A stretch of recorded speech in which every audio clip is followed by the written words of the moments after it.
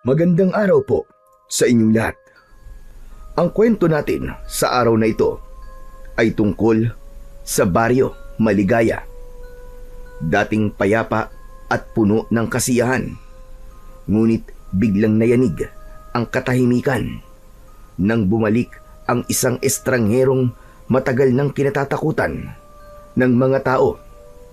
Yun ay walang iba kundi si Mang Archie. Ang lalaking ito ay may matikas na pangangatawan, halatang malakas at may otoridad ang bawat kilos.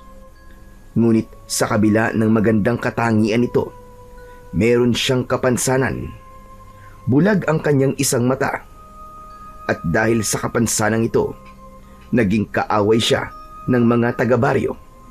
Kaaway na kanilang kinatatakutan kahit ilang taon na ang lumipas.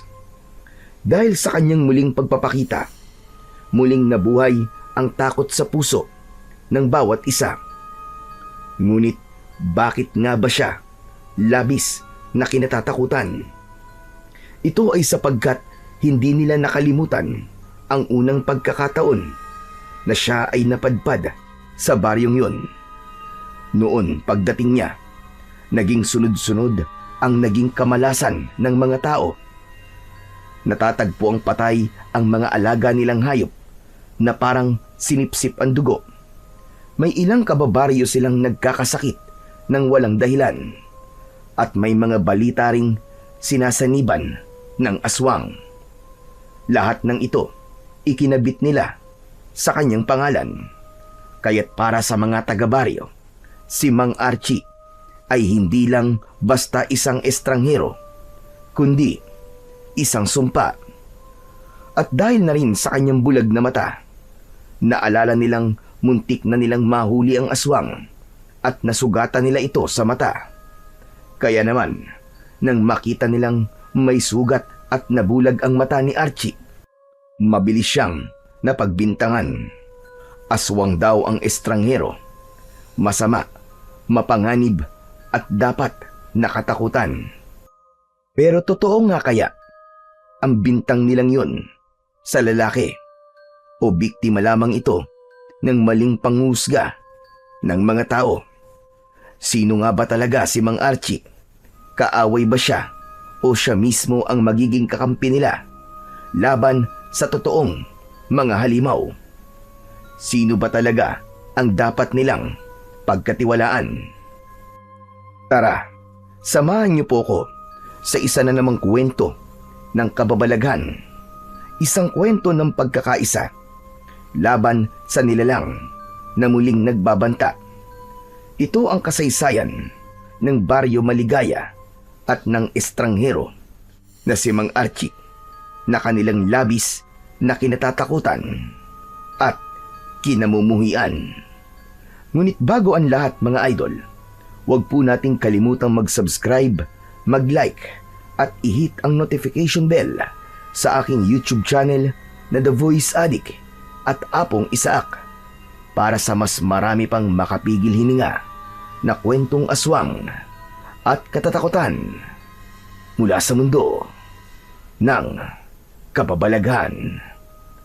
Umpisahan na po natin ang kwento. Diyos ka! Tignan mo, Benjo! Bakit, Nay? Ang estranghero, nagbalik na. Hindi maaari ito. Ay nako, Nay, ang OA nyo naman.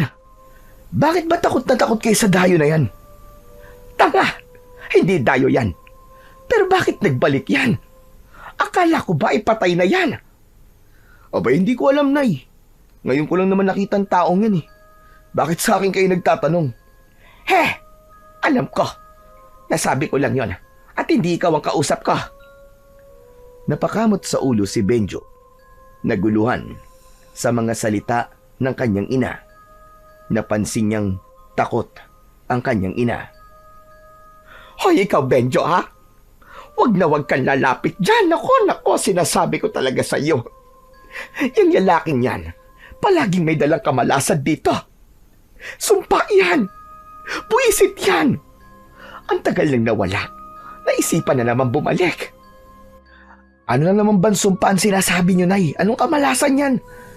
Saka sino ba yung tao na yan? Bakit parang ilag na ilag ang mga tao sa kanya?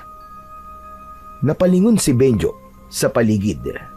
Nakita niya ang ilang tao na nagmamadaling pumasok sa kani-kanilang mga bahay. Ang iba ay napaantanda pa ng krus at tulad ni Aling Marta ay hindi din mapakali. Paanong hindi iilag ang mga tao sa kanya? Aswang ang taong yan! Ano ka nyo, aswang? Ano bang pinagsasasabi nyo, Nay? Nako, ikaw, Nay, ha? Masyado ka nang nagiging chismosa at ang datandaan nyo na naniniwala pa kayo sa mga ganyan. Kung ano-ano na lang ang ibinibintang nyo sa tao. Kawawa naman. Hoy, hindi lang ito pagbibintang, no? Totoo ang sinasabi ko sa'yo. Aswang talaga ang lalaking yan. Bata ka pa lang noon nang huling mapadpad ang estrangherong yan dito sa lugar natin. Siguro hindi mo na natatandaan. Bakit, Nay? Ano bang ginawa niya? At ganyan ang tingin niyo sa kanya? Tunitig sa malayo si Aling Marta sa dayong naglalakad. Tapos ay iniisip ang nakaraan. Hindi mo na naaalala kasi maliit ka pang bata noon. Pero ako, hindi ko yun makakalimutan.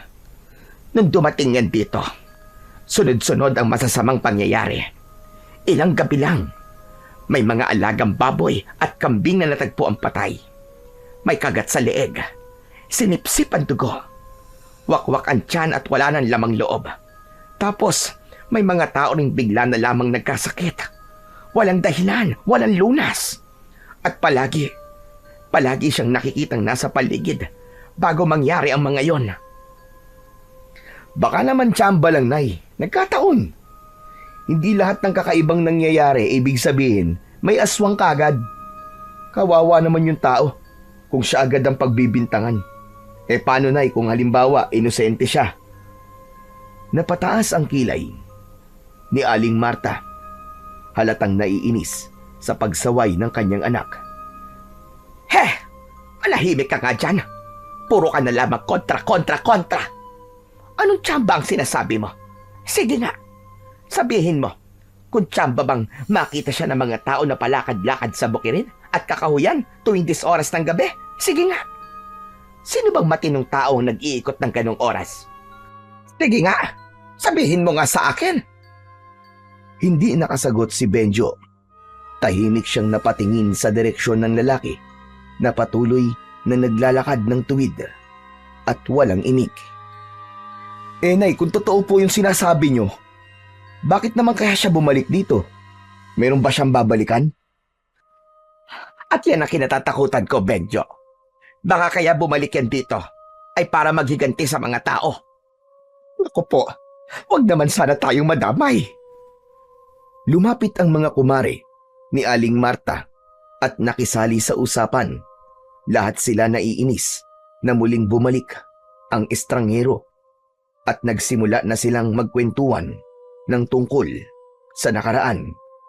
Samantala, mula sa di kalayuan, isang matandang lalaki ang naglakad palapit sa mga tsismosa ng baryo. Siya si Kapitan Iking. Narinig niya ang usapan ng mga ito at mariing nagsabi ng kanyang panig. Tama na mga paratang na yan. Hindi nyo alam ang totoo.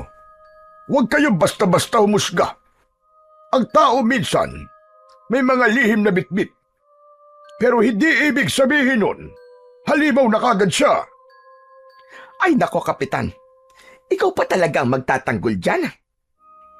Hindi mo ba naaalala ang mga nangyari noon?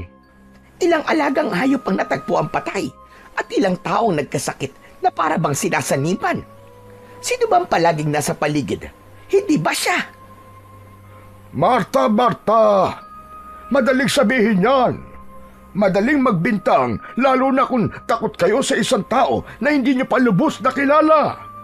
Pero isipin nyo, lahat ng paratag na yan ay salita lang. Bakit? Sige nga, nahuli nyo ba siyang sinisip-sip ang leeg ng hayop? Nakita nyo ba siyang gumagawa ng masama? O puro sabi-sabi lang? Napakamot ng ulo si Benjo. Halatang naguguluhan sa kanyang mga naririnig. Pero Kap, wala naman pong pruweba.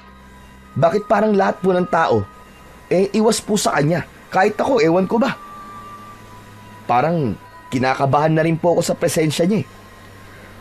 Dahil sa takot iyo. Takot na pinalaki ng mga kwento at haka-haka. Pero tandaan nyo, hindi porket naging bukang bibig ng marami, ay katotohanan na kagad. Kailangan nating maging patas. Sa bagay, may punto po kayo, Kap. Kung puro takot lang ang basihan, baka nga mali ang iniisip natin. Napairap si Aling Marta. Hindi kumbinsido. Sos! Nagkampihan pa kayo. Paano kung totoo mga kwento at binabaliwala lang ninyo? Paano kung mangyari ulit yung nangyari noon? Sige nga. Pag nagkasakit ulit ang mga tao o may hayop na naman na mapatay, anong gagawin nyo? Kung ganon, ako mismo ang haharap sa kanya. Ako ang kapitan dito at responsibilidad kong protektahan ang lahat ng mga mamamayan dito. Pero sa ngayon, ang hinihingi ko lang sa inyo, bigyan natin siya ng pagkakataon. Hindi lahat ng dumadating ay kaaway. Minsan, ang hinuhusgahan, sila pa ang nagiging kakampi. Umiling si Aling Marta. Nangibabaw pa rin ang pag-aalinlangan. Bigyan ng pagkakataon? Para saan? Para makapamerwisyo muli? At bakit diyan pa mismo sa bakanting kubo mo siya pinatuloy, Kapitan?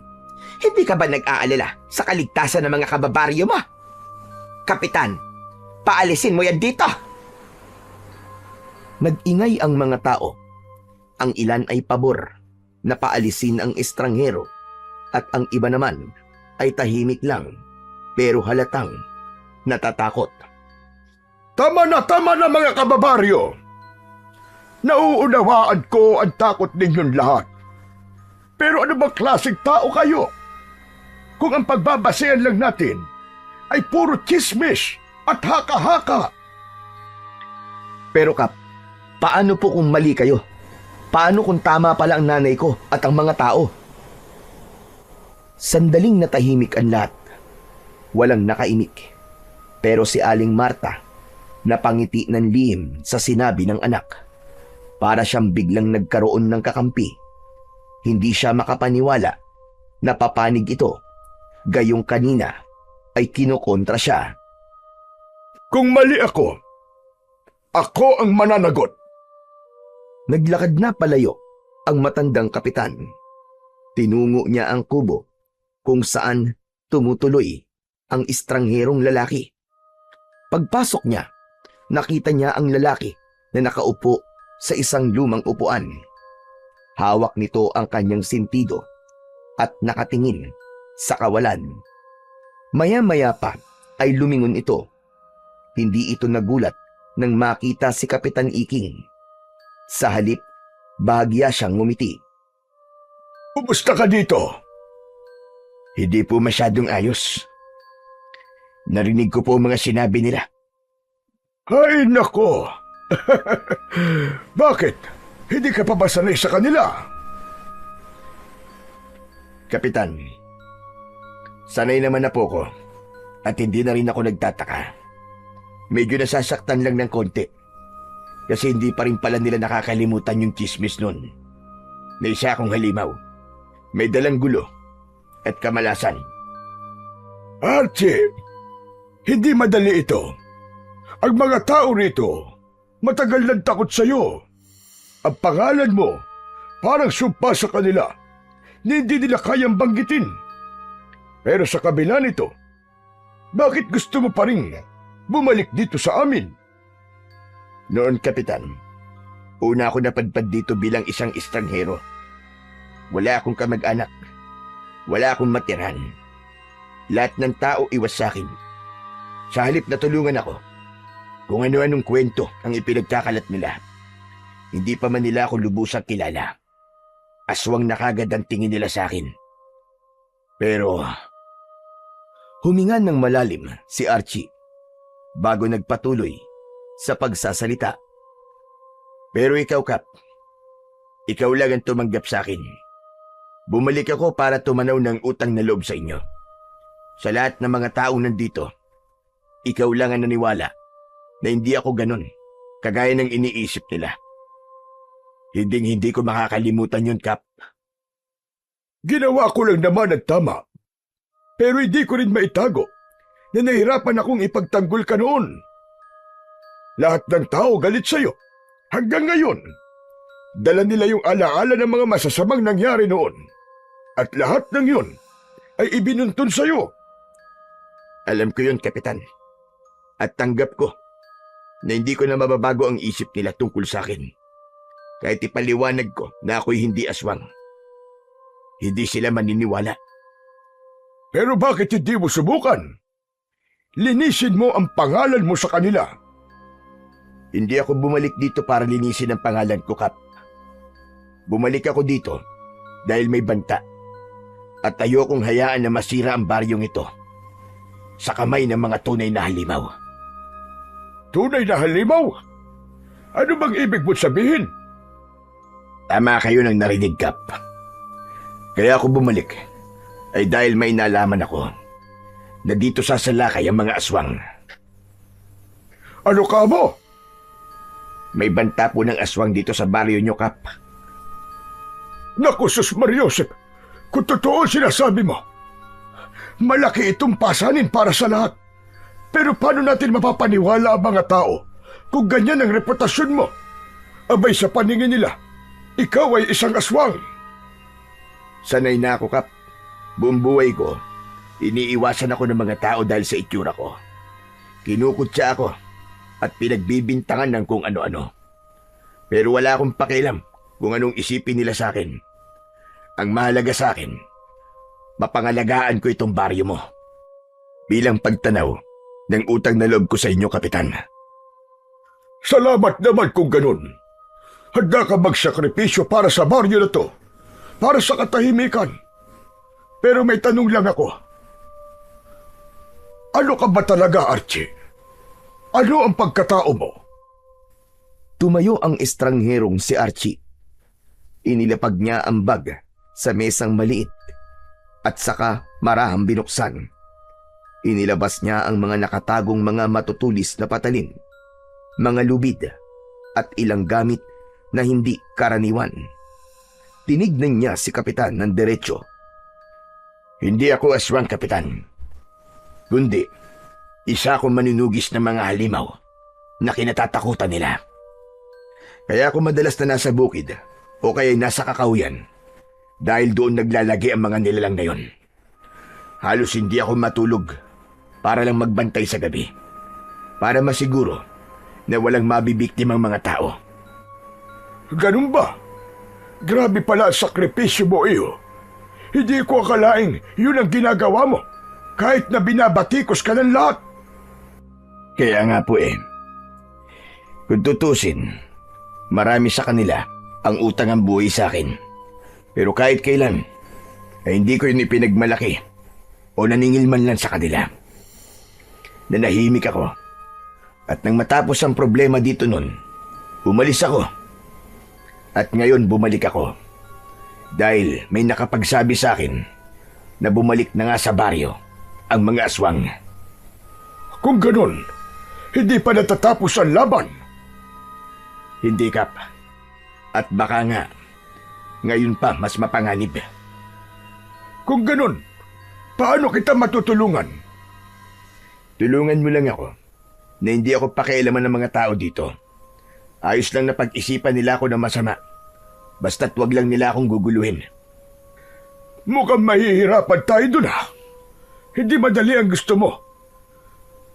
Alam mo naman ang mga tao dito. Nako, pag nagkaroon ng chismis o isang insidente na may kinalaman sa mga aswang, tiyak na ikaw na naman ang pagbibintangan. Abay baka pati ako pag-isipan pa rin nila ng masama at sabing kumakampi ako sa isang aswang. Hindi ko po hinihingi na ipagtanggol niyo ako, Kap. Ang hinihingi ko lang ay katahimikan. Hayaan niyo lang po sila magsalita na magsalita ng kung ano-ano tungkol sa akin. Ayos lang ho yun. Dahil kapag dumating ang oras na sumalakay ang mga tunay na halimaw, Doon nila makikita kung sino talaga ako. Bakit hihintayin mo pa yun? Pwede naman natin sabihin na sa kanila ang totoo, hindi ba? Baka pwede pa silang makatulong kung sakali. Hindi, Kap. Hindi ko pwedeng sabihin sa kanila ang totoo. Kapag ginawa ko yun, baka lalo lang silang matakot. At kung matakot sila, mas mabilis silang magiging biktima. Pero Archie, kaya mo ba ito ng mag-isa? Oo, Kap. Sanay na ako mag-isa. Matagal na. At alam ko kung paano sila kalabanin. Ang mga tao dito, hindi sila handa sa panganib. At kahit ituro ko pa ang lahat ng alam ko sa kanila, baka hindi nila kayanin. Mas mabuti pang ako na lang ang humarap at makipaglaban. Sandaling natahimik si Kapitan Iking. Kita sa kanyang muka ang pag-aalala, pero nandoon din ang respeto sa desisyon ni Archie. O sige, kung ayaw mong ipaalam sa mga tao ito, hayaan mong tulungan kita, Archie. Kung totoo ang banta, lalaban tayo. Salamat, Kap. Pero hindi ko hinihingi na ipagsapalaran mo ang sarili mo para sa laban na to. Isa pa, ikaw ang pinuno dito. Kapag ikaw ang nadamay, mas malaking gulong mangyayari. Hindi ba, Ari? Baryo ko ito, kaya kailangan meron din akong gawin. Kailangan mapanatili ko itong ligtas dahil responsibilidad ko ang kaligtasan ng lahat ng taong nakatira dito. Kaya hayaan mo na ako na makatulong. Mas mabuti na sumama ako sa'yo para may kasama kang lalaban. Pero malulupit masyado ang mga aswang, Kap. Papatulan ho kayo ng mga yon. Kahit matanda na kayo. Wala silang patawad. Lahat sasaktan nila.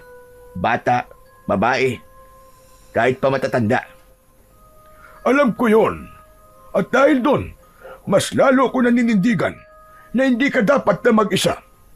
Hayaan mong gawin ko ang aking trabaho, ang ipagtanggol ang mga tao na nakatira dito. Kaya ko pa. Maniwala ka sa akin. Matigas din pala ang ulo nyo, Kap. Pareho lang tayo, Archie. Teka, may hapunan ka ba mamaya? Wala pa po. Pero mamaya ipupunta na lang po muna ako sa turo-turo para dun kumain. Aba, wag na. Kaya ko lang naman itinanong ay dahil balak ko talagang magpaluto ng tinolang native na manok mamayang hapunan. Huwag ka nang pumunta sa turo-turo. Dadala na lang kita dito na makakain mo. Naku nakakahiya naman ho, Kapitan. Libre nyo na nga akong patitiran dito sa kubo nyo eh. Ililibre nyo pa ho ko ng pagkain. Ay naku, wag mong intindihin yun. Espesyal ka sa bisita, Archie.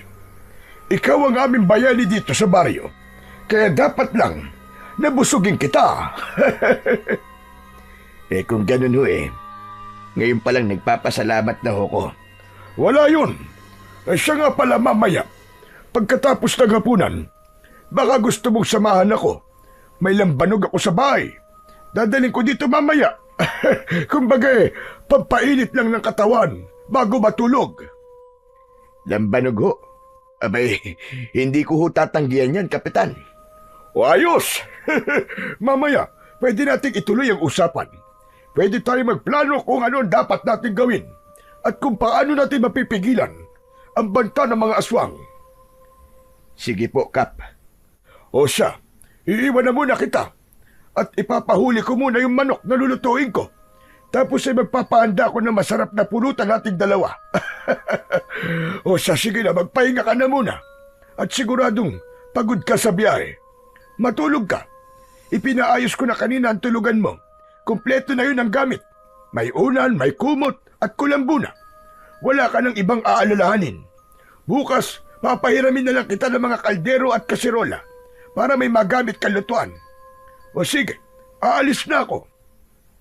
Maraming salamat, Kapitan. Pagkaalis ng kapitan, nag-ayos na muna si Archie sa loob ng kubo. Nang matapos ay nahiga siya sa banig at nagpahinga. Ngunit paglingon niya, nakita niya ang sarili sa salamin. Napahawak siya sa kanyang isang mata bulag, nakatakip ng itim na tela na parang sa isang pirata. Napabuntong hininga ang lalaki. Bigla niyang naalala ang nakaraan. 20 taong gulang pa lang siya noon nang unang tumungtong sa baryo. Ito yung panahon na hindi pa bulag ang isa niyang mata. Maayos noong una ang pagtanggap sa kanya ng mga tao, pero nag-iba yun nang magsimulang kumalat ang tsismis tungkol sa sunod-sunod na pagkamatay at pagkawala ng mga hayop sa lugar na yon. Siya ang pinagbintangan ng mga tao, ngunit lingid sa kaalaman nila, kaya siya nakikita ng madalas sa bukid tuwing 10 oras ng gabi ay dahil tahimik niyang binabantayan ang buong baryo laban sa aswang. Siya ang nakipaglaban upang hindi mamugad ang mga aswang sa gubat. Plano ng mga aswang noon na gawing aswang ang mga tao sa lugar ngayon para magpalakas ng kanilang puwersa, at natuklasan ito ni Archie. Nang gabing yon, sakto naman na rumuronda siyang mag-isa sa bukirin. Nakita niyang may hinahabol na isang nilalang ang mga tao. Hinabol nila hanggang sa tinamaan ng sibat sa muka. Nakita niyang nasapul ito sa mata. Nagtago ang binata. Tapos ay tahimik niyang sinundan ang mga tao na hinahabol pa rin ang sugatang aswang. Subalit makaraan ang ilang sandali, ang aswang ay nakatakas. Nawala ito sa paningin nila. Dahil hindi na nila nahanap ang aswang, tumigil na sila at nagsiiwian sa kani-kanilang mga bahay. Pero si Archie, siya ang nagpatuloy na naghanap. Nahanap niya ang aswang na sinusubukang pagalingin ang sarili nitong sugat. Kaya't hindi na nag-aksaya ng oras noon si Archie. Sinugod niya ang aswang. Subalit yung inaakala niyang mahina na at naghihingalong aswang ay kaya pa palang lumaban. Inatake siya nito bigla at nakalmot ng aswang ang kanyang kanang muka at sumentro ang kuko nito sa kanyang mata. Dahil doon, kaya siya nabulag. Bilang ganti, sinaksak niya ang aswang ng isang sagradong punyal hanggang sa mamatay ang aswang. Kinabukasan, nang makita ng mga tao ang sugat ni Archie sa mata, agad nila itong iniugnay sa natamong sugat ng aswang. Dahil dito, mabilis siyang nausgahan ng lahat. Para sa kanila, ang pagkabulag niya ay patunay na siya mismo ang nilalang na kanilang kinatatakutan. Doon nagsimula ang takot ng mga tao sa kanya. Hindi dahil sa may napatunayang may kasalanan siya, kundi dahil sa sugat na iniwan ng laban na yon. Hanggang ngayon, dala-dala niya ang bigat ng maling akala. Si Archie ay hindi isang halimaw, kundi mula siya sa pamilya ng mga antingero. Bata pa lamang siya nang masaksihan ang pinakamadilim na gabi ng kanyang buhay, ang gabing pinaslang ng mga aswang ang kanyang ama at mga kapatid. Bagamat may anting-anting ang kanyang ama noon, hindi nito nakayanang ipagtanggol ang sarili, lalo pa at ginamit ng mga aswang ang mga anak bilang panangga laban sa kanyang kapangyarihan. Isa-isang pinaslang ang kanyang mga kapatid, at dahil sa matinding konsensya at panghihinayang, nawalan ng lakas ng loob ang kanilang ama. Pinili nitong mamatay kaysa mabuhay na dala ang bigat ng pagkatalo at ang katotohanang hindi niya naipagtanggol ang sariling mga anak. Si Archie lang ang nakaligtas. Galing siya noon sa gala at habang papalapit sa kanilang bahay, nakita niya mismo ang maraming aswang na nagmamadaling lumabas at mabilis na naglao sa dilim. Doon niya nadatnan ang karumal-dumal na sinapit ng kanyang buong pamilya. Mula noon, isinumpa ni Archie na ilalaan niya ang buong buhay sa pagpuksa sa mga aswang. Ilang sandali pa ay dumating na si Kapitan. May bitbit itong ilang baunan at isang galon ng lambanog.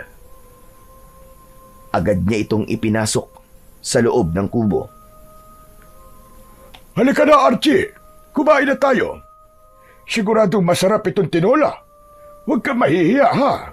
At pagkatapos nito, sisimulan na natin ang ating pag-inom.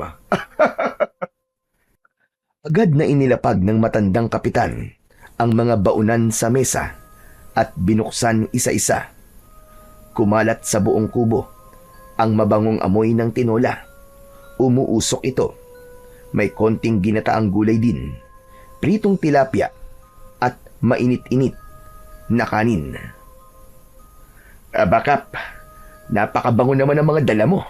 Ngayon pa lang parang nagugutom na ako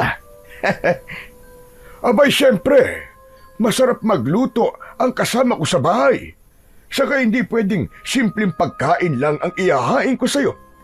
Dapat espesyal ang lahat. Oh, heto ang tinola. Tikman mo. Malambot ang karne at malasang malasa talaga. Kaagad nang naupo si Archie at hinarap ang pagkain. Agad siyang kumuha ng sabaw at nalasahan ng init at linamnam nito. Napahinto siya sandali at napangiti. Aba, Kap, totoo nga, masarap Malasa ang sabaw, sa katamang-tama ang timpla ng luya at malunggay. Namiss ko ito, Kap. Salamat naman at nagustuhan mo. Pero alam mo ba kung anong sikreto ng putahing yan? Ano ho, Kap? Bukod sa sariwa ang karne, sariling talim din ang luya at malunggay. Ganon din ang papaya na sahog niyang tinola. Kaya iba talaga ang lasa niyan kumpara sa ibang luto. Lahat sariwa, walang kemikal. Ayos po yun Maganda sa katawan ng ganitong pagkain. Pampalakas. Tama ka. O sige na, kumain ka lang Magpakabusog tayong dalawa. Habang kumakain, nagpatuloy sila sa masayang usapan tungkol sa kanilang kinakain. Napaisip si Archie habang sinusubo ang tinola. Hindi lang dahil sa sariwang sahog at gulay, kaya masarap ang lasa nito. Ang tunay na dahilan ay ang pakiramdam ng pagtanggap at pagpapahalaga. Para kay Archie, yun ang unang pagkakataon matapos ang matagal na panahon na may taong nagmalasakit sa kanya. Pagkatapos kumain, nagsimula na silang uminom. Alam mo, iyo, kung ako lang ang masusunod, gusto ko matigil na ang chismis tungkol sa iyo Pero alam mo naman ang mga tao dito, di ba? Huwag na po kayong mag-alala, Kap. Ayos lang po yun. Tulad ng sinabi ko, naiintindihan ko naman sila. Masaya na po kung may naniniwala sa akin, maski isa. Sapat na ho yun. Nagpatuloy ang kanilang inuman hanggang sa hindi na nila namalayan ng oras. Lumalim ang gabi at inabot pa sila ng madaling araw. Habang tumatagal, lalo pang naging masaya ang kanilang kwentuhan. Nagbahagi sila ng kani-kanilang karanasan sa buhay. Masaya sila at panay ang tawanan, tapos biglang malulungkot. Paiba-iba sila ng emosyon. Habang lumalalim ang usapan nila, isa lang ang napagtanto nila. Parehas silang walang sariling pamilya. Pareho silang tumandang binata. Lumipas pa ang ilang sandali at kapwa na sila lasing. Si Kap halos hindi na makatayo at nakatulog na lang sa lapag ng kubo. Ganon din si Archie. Kinabukasan, nagising si Archie nang makarinig ng kaguluhan sa labas. May mga tao sa bakuran ng kubo. Paglabas niya, nakita niya si Aling Marta na siyang nangunguna sa gulo. Sigaw ito ng sigaw at galit na galit sa hindi niya malamang dahilan. Halos lahat ng mga kapitbahay ay naroon. Ikaw na hayop ka! Ang kapal ng mukha mo magpakita pa dito sa harap namin! Malas ka talaga dito! Malas! Salot! Teka. Ano bang nangyayari? Bakit to galit na galit kayo? Aba, at talagang nagmaang-maangang kapang hayop ka. Ang kapal talaga ng mukha mo. Wala akong panahon sa inyo. Kung wala kayong sasabing matino, magsialis kayo dito. Ang kapal ng mukha mo. Matapos mong patayin ng mga alaga kong baboy, ipagtatabuyan mo kami. Alam mo bang 2 araw na lang ay maaari ng mga baboy ko? Ilang buwan kong inalagaan tapos papatayin mo lang. Wala kang awa, animal ka. Umalis na ho kayo dito. Hindi ako pumatay sa baboy mo. Talaga ba? Tatanggi mo pa ha? Hoy! Walang ibang gagawa nun kundi ikaw. Alam namin kung ano ka. Aswang ka! Huwag mong ipagkaila. Yung 2 baboy ko na pinatay at nilapa mo. Pambayad ko sana yun sa mga utang ko. Inaasahan ko na sana makakaahon kami kahit paano. Pero anong ginawa mo? Nilaman mo lang na parang wala lang. Umiyak si Aling Marta, pero ang galit ay nangingibabaw sa kanyang boses. Hindi ka ba tinatablan ng konsensya mo? Kung gutom ka, pwede ka naman mag-alaga ng sarili mong hayop. Pwede kang kumain hanggang magsawa ka. Wala kaming pakialam. Pero bakit pati pag-aari ng iba, pinakikialaman mo? Wala kang awa, hayop ka. Hayop na walang puso. Demonyo ka. Salot! Hindi ko alam kung anong sinasabi mo. Umalis kayong lahat dito. Lumapit si Aling Marta kay Archie at hindi nagpatalo sa titigan. Matatalim ang kanyang mga mata, puno ng galit at paninisi. Ikaw na salot ka. Hindi ka na dapat pabumalik dito. Simula nang tumungtong ka sa baryong ito, ikaw nang dahilan kung bakit takot ang mga tao sa tuwing sasapit ang dilim.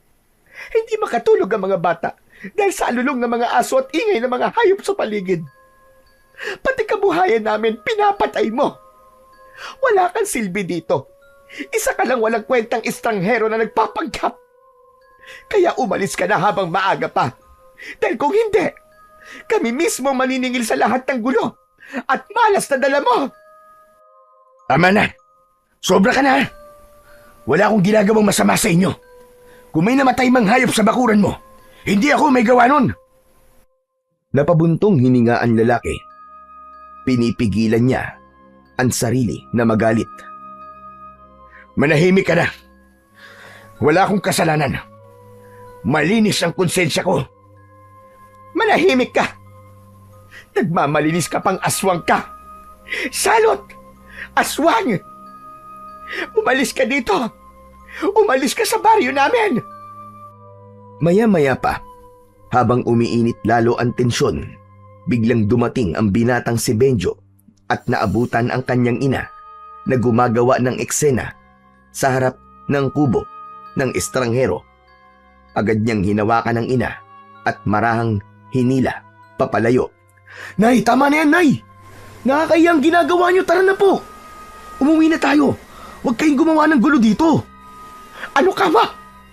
Kakampihan mo tong estranghero na to kaysa sa sarili mong ina. Anak naman, kinain niya ang 2 baboy natin. Tama na, Nay. Huwag kayong magsalita ng ganyan. Wala ho kayong patunay na siyang may gawa nun. Hindi niyo naman nakita eh. Walang nakakita. Benjo, huwag kang makialam dito ha. Pero, Nay, Pabayaan mo ako. Hindi ko uurungan ng aswang na yan. Malas yan, salot. Lumayas ka ditong salot ka. Demonyo ka. Walang may gusto na nandito ka. Dahil sa sunod-sunod na masasakit na salitang narinig, ay napilitan na si Archie na ipagtanggol ang kanyang sarili. Makinig kayo. Wala akong kinalaman sa mga ibinibintang nyo. Ang inulam ko kagabi, tinola, at hindi baboy. At saka nag-inuman kami ni Kapitan kagabi. Kaya imposibleng ako kumain ng baboy mo. Eh sino? Sige nga. Sino? Sabihin mo sa akin kung sino. Hindi ko alam. Pero kung sakali mga aswang ako, hindi ako dito mambibiktima. Lalo na't alam ko na na pinagbibintangan niyo ako. Tanga lang ang gagawa nun. Tama ba ako o mali? Natahimik ng sandali si Aling Marta. Ganon din ang mga tao na nagsimulang magtinginan sa isa't isa. Magaling ka lang magpalusot. Pero tong sinasabi namin sa'yo, humanda ka kapag may nangyari pang ganito. Dahil kung hindi, mapipilitan kaming gumawa ng anumang paraan para mapalayas ka na dito ng tuluyan. Nay, ano ba? Tama na sabi. Huwag niyo nang palalain ang sitwasyon. Hindi na maganda yung mga sinasabi niyo eh. Abang nagtatalo pa ang mag-ina, tumalikod na si Mang Archie at papasok na sana sa loob ng kanyang kubo. Ngunit bigla siyang natigilan nang maramdaman niya ang malakas na pagtama ng bato sa kanyang likod. Napahinto siya at marahang hinaplos ang bahagi kung saan tumama ang bato. Dahan-dahan siyang lumingon. Tinignan niya ng masama ang mga tao. Tatalikod ka talaga! Hoy! Kahit ikaw pa ang pinakamabangis na aswag dito, hindi kita uurungan! Hindi ako natatakot sa'yo! Gusto mo maglaban tayo ngayon eh! Ipakita mo ang tunay mong anyo! Muling napako ang mata ng lahat kay Mang Archie. Hinintay kung ano ang gagawin niya, kung siya ba ay lalaban o magpapasensya. Habang patuloy na nag-iingay ang mga tao sa labas ng kubo, lumabas mula sa loob si Kapitan Iking. Hawak nito ang ulo na mabigat dahil sa labis na kalasingan kagabi. Ano na naman ba ito? Anong kaguluhan to? Kaya aga-aga nag-iingay kayo. Ayan, Kapitan. Namatay ang 2 baboy ko kagabi. Manganganak na ang mga yun eh. Sayang na sayang. Ayaw yun naman kasing maniwala sa akin eh. Aswang ang lalaking yan at sigurado ako na siya na naman ang may kagagawan nun. Nako, kayo talaga. Bakit ba ang hilig nyo sa mga ganyan? Palagi na lamang kayong nagbibintang kahit wala naman kayong ebidensya. Paano nyong masasabi na si Archie ang may kagagawan nun? Magkasama kaming 2 kagabi hanggang ngayong umaga. Napasobra nga ang inom namin eh. Ano? Magkasama kayo na magdamag? Oo, medyo napasarap ang kwentuhan namin. Kaya inabot kami ng halos madaling araw. Kaya imposible na siyang may gawa ng sinabi nyo. Kung may nangyari mang masama sa mga baboy mo, hindi siya ang may kagagawan nun. Hindi siya ang may kasalanan. Nagkatinginan ang mga tao sa paligid. May ilan na tila nahiya. May iba namang halatang hindi pa rin kumbinsido, pero napilitan na lamang na manahimik. Teka, totoo ba yung sinasabi mo, Kapitan? Baka naman, dinadaya mo lang kami. Aba, bakit naman ako mandadaya? Ano ba tingin niyo sa akin? Kapitan ako rito, Marta. Hindi ako magsisinungaling para lamang pagtakpan ang masama. Kung may kasalanan talaga si Archie, ako mismo ang unang kakastigo sa kanya. Pero sa pagkakataong ito, kayo ang nagkamali. Hindi siyang may gawa. Dahil sa sinabi ng kapitan, biglang natahimik ang lahat. Ang ilan sa mga tao ay napakamot na lamang sa ulo. Tila nahiya sa kanilang naging paratang sa estranghero. Isa-isa na rin silang nagsiuwi. Si Mang Archie naman ay tahimik lang na tumalikod. Hindi na siya umimik at dahan-dahan na lang na pumasok sa loob ng kubo. Nagsara na siya ng pinto. Ay nako, sabi ko naman kasi sa inyo na masyado kayong mainit, kaya yan. O ano ka ngayon? Manahimik ka, kundi kukutusan kita dyan. Makalipas ang ilang sandali, ay napilitan na ring umuwi ang ginang. Masama ang loob niya na napahiya siya. Napakuyom ang kanyang mga kamao, halatang gigil na gigil. Mahuhuli ko din ang hayop na yan. Humanda siya. Babantayan ko siya. At sa oras na mapatunayan kong aswang talaga siya, patay siya sa akin. Hala si nanay, tama na nga yan, nay. Dami-dami niyo pa sinasabi.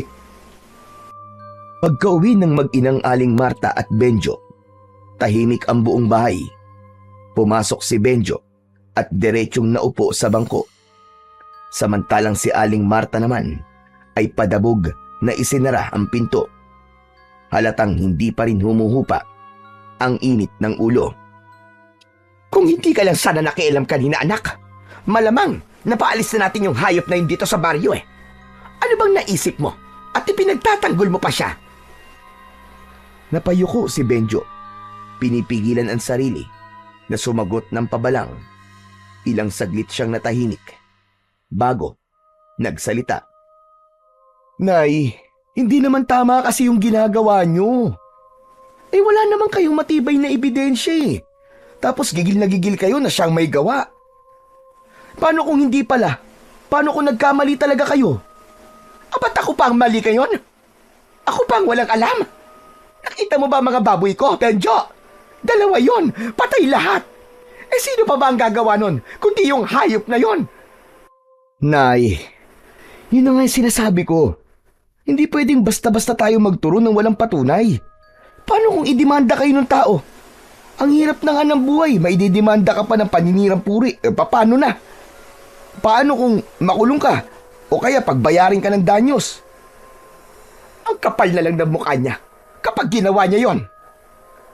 Ay nako. Anong hay nako sinasabi mo? Hoy Benjo, kung makabuntong hininga ka dyan ha? Akala mo hindi ako nanay mo ha? Parang mas kinakampihan mo pa yung estrangherong yun ha, kesa sa akin. Hindi agad nakasagot si Benjo. Umiling na lang siya, sabay napakamot sa batok. Hindi naman sa ganun, Nay. Gusto ko lang itama yung nakikita kong mali. Kung may ebidensya, ako pa ang unang tatayo sa tabi nyo. Pero kung puro hinala lang, baka tayo mapahiya sa bandang huli. Namilog ang mga mata ni Aling Marta. Hindi makapaniwala sa narinig. Maya-maya pa, namuo ang luha sa kanyang mga mata. Ganun na lang ba kaliit ang tingin mo sa nanay mo, ha, Benjo? Na para bang wala akong alam. Na parang wala akong kwenta. Na ako pa ngayon yung nagsisinungaling. Ganun pa. Nataranta si Benjo. Tumayo siya at lumapit sa kanyang ina. Nay, hindi ko naman po sinasabi na wala po kayong alam. Hindi rin po ako naniniwala na nagsisinungaling kayo. Pero Nay, iba po yung kutob sa ebidensya. Gusto ko lang po na sigurado tayo bago tayo kumilos. Ayoko kayong mapahamak, Nay. Ano ba gusto mo gawin ko? Tumingin na lang habang unti-unti tayo nilalamon ng malas na dala ng taong yan. Hindi ko kayang hayaang mawala ang lahat na pinagpagura natin, anak. Tulungan mo naman ako. Huminga ng malalim si Benjo. Ramdam ang bigat ng sitwasyon. Ano po bang gusto niyong gawin ko, Nay? Gusto kong makakuha tayo ng ebidensya. Yung ebidensya na magpapatunay sa lahat na hindi nga ako nagkakamali. Na tama ang hinala ko na mula pa noon. Hindi ako papayag na lumipas sa mga araw na parang walang nangyayari. Kailangan masampal sa mukha ng lahat ng tao dito na totoo. Totoo ang sinasabi ko. At ikaw lang ang aasahan ko para doon, Benjo. Ikaw lang. Natigilan si Benjo. Ramdam niya ang bigat ng responsibilidad na ipinapasa sa kanya ng kanyang ina. Nay, paano halimbawa kung wala tayong makitang ebidensya? Meron, anak. Sigurado ako meron. Hindi ako maaaring magkamali. Kailangan lang natin na maging matyaga. Obserbahan natin yung tao na yon. Sundan kung kinakailangan. Alamin kung ano mga ginagawa niya tuwing gabi. May lalabas at lalabas na katotohanan. Himik si Benjo. Nakatitig siya sa kanyang ina na puno ng determinasyon. Kita pa rin ang luha sa mga mata, pero mas nangingibabaw ang galit at paniniwala. Ilang sandali pa'y napabuntong hininga siya at tumango. Sige, Nay, kung yan po ang gusto niyo gagawin ko, tutulungan ko po kayo. Salamat, anak. Salamat. Alam kong maaasahan kita. Alam kong hindi mo ako pababayaan. Kailangan nating gawin ito. bago pa lumala ang sitwasyon dito sa baryo natin. Tumango na lang si Benjo kahit may halong alinlangan ang kanyang puso. Sa mga oras na yon ay hindi niya alam kung saan hahantong ang desisyon niyang yun na sundin ng utos ng kanyang ina. Samantala, pagsapit ng hapon bandang 6:00, naging kapansin-pansin ang pagbabago ng baryo. Ang dating masigla at maingay na kalsada ay biglang natahimik. Halos wala nang makitang tao sa labas. Ang mga tindahan ay nagsara ng mas maaga kaysa karaniwan. Kahit ang mga kariton ng mga naglalako ay wala na sa lansangan. Sarado na ang lahat ng mga pintuan.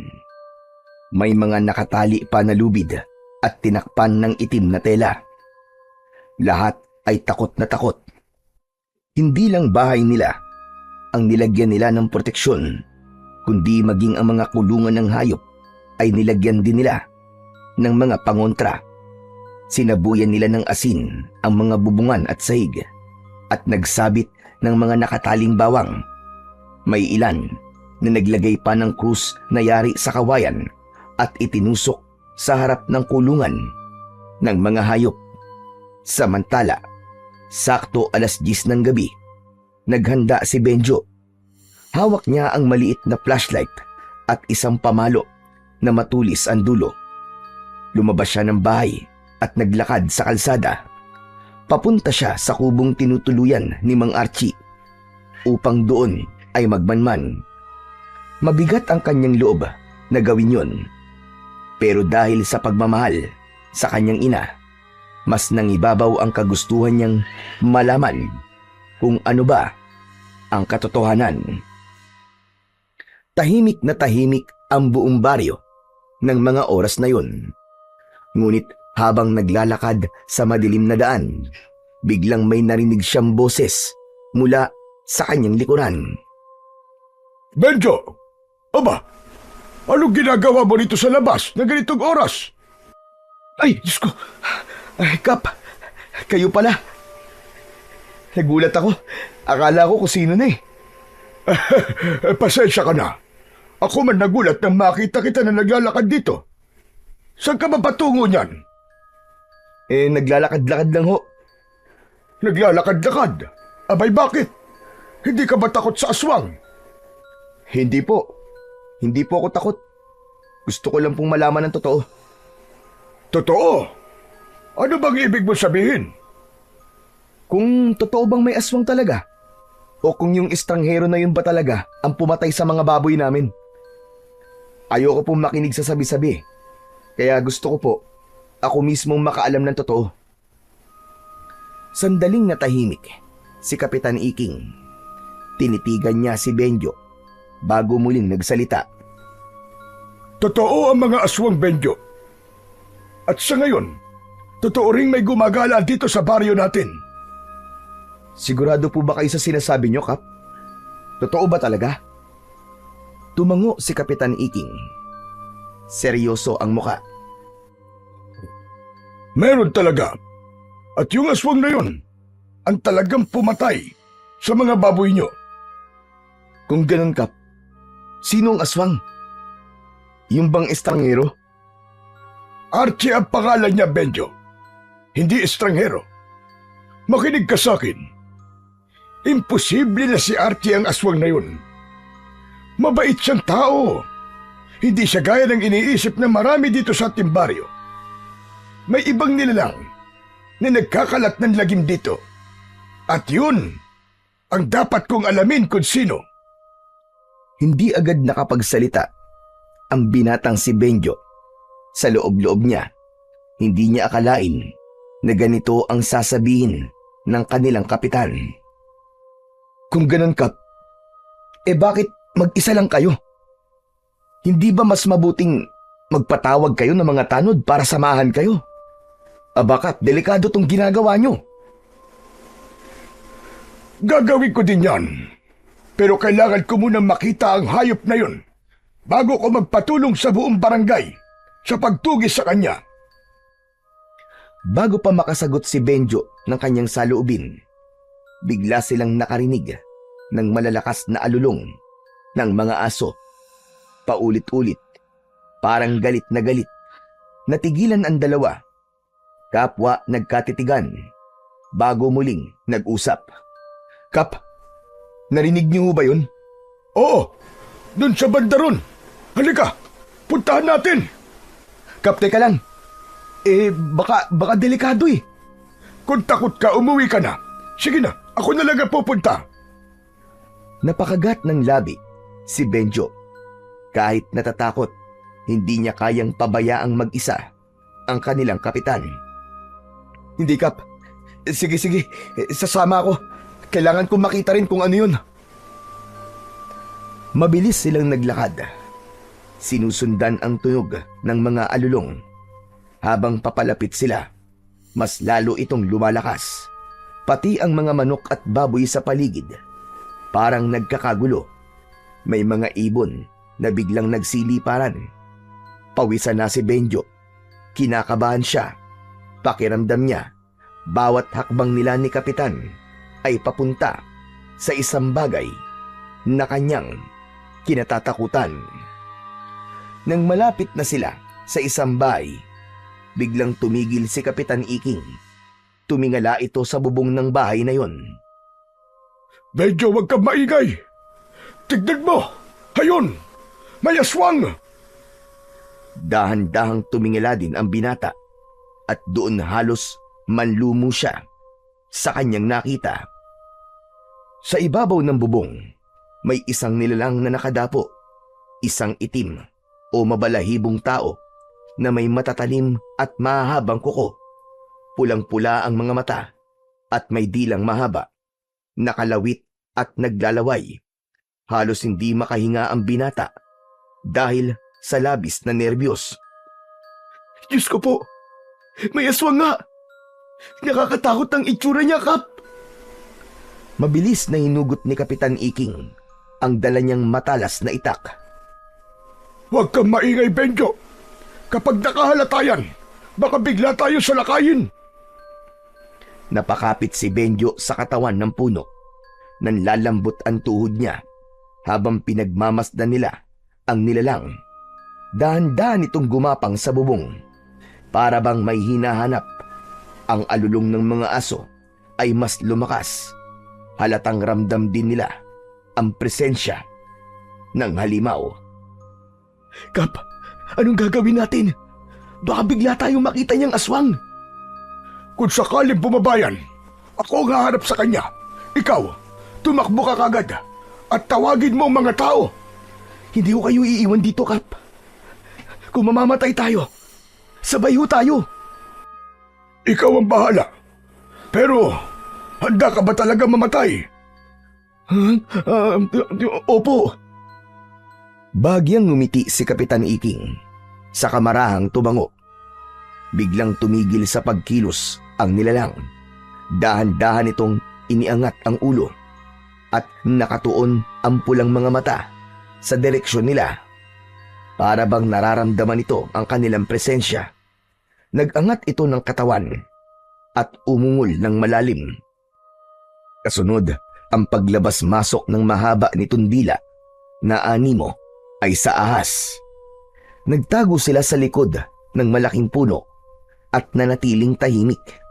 Ilang sandali pa ay muling sumilip ang kapitan at nakita niyang hindi na nakatingin ang aswang.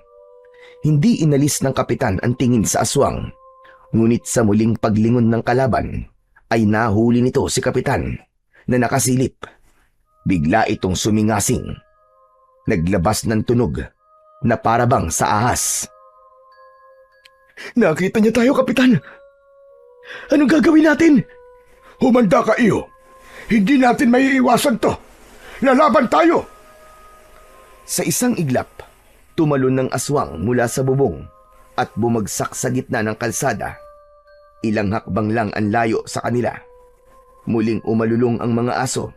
Mas malakas at mas marahas. Nakangisi ang nilalang. Tila pinapakita ang matatalas nitong mga pangil na may bakas pa ng dugo. lalong dumikit ang binata sa kapitan. Halos manginig na sa labis na takot. Ngunit matapang si Kapitan Iking. Sa tindig nito ay hindi niya uurungan ang kalaban. Handa siyang makipagsabayan at makipaglaban dito. Walang hiya ka! Ginulo mo ang baryo kong hayop ka! Humanda ka! Hindi kita mapapatawad! Tatapusin na kita ngayon! Ngumisi lang ang aswang. Tapos ay bigla itong nagbago ng anyo. Naging isang mabangis na itim na aso at hindi nila inaasahan ang sunod nitong ginawa. Tumakbo ito palayo sa kanila. Tinungo ang madilim na kakahuyan ng mabilis. Kap! Tumakas siya! Oo, pero babalik ang hayop na yun. Hindi yan titigil hanggat hindi siya nakakapambiktima. Naglakad ang kapitan papunta sa bahay kung saan nakadapo kanina ang aswang. Kumatok siya ng mariin sa pinto at ilang sandali ay may sumilip na tao. Dali-dali niyang inalam ang kalagayan ng pamilyang naroon. Nakahinga siya ng maluwag nang malamang ligtas naman ang lahat. Nag-alala siya ng gusto dahil alam niyang may bagong panganak na sanggol sa bahay na yun. At alam niyang yun ang dahilan kung bakit nakadapo ang aswang sa bubong ng bahay. Punterya nito ang inosenteng sanggol. Matapos masiguro ang kaligtasan ng pamilya, mabilis na nagdesisyon si Kapitan Iking. Hindi siya maaaring maghintay pa. Kailangan niya ng kakampi sa gabing yun at ang unang pumasok sa isip niya ay si Mang Archie. Mabuti pa'y umuwi ka na, Benjo. Delikado na dito sa labas. Sige na, ako nang bahala. May kailangan lamang akong puntahan. Sasamahan ko po kayo, Kap. Makulit ka talaga, no? Ay, Diyos ko. Bahala ka na nga. Pagdating nila sa bahay ni Archie, walang tao, tahimik ang paligid, nakasara ang mga bintana at sa labas nakakandado ang pintuan. Napatingin si Benjo kay Kapitan Iking at parehas nilang dala ang kakaibang kaba. Kap, walang tao dito ah. Asan yung estrangero? Umuwi na tayo, Benjo. Pero Kap, Halika na. Ihatid na kita sa inyo. nanahimik na si Benjo at sumunod na lang sa matandang kapitan.